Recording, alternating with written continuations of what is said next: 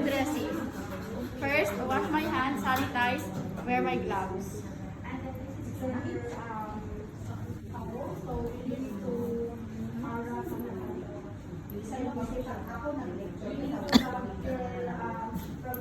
Next, approach my patient. Hello ma'am, my name is Isa and I'll be performing the wound dressing for today.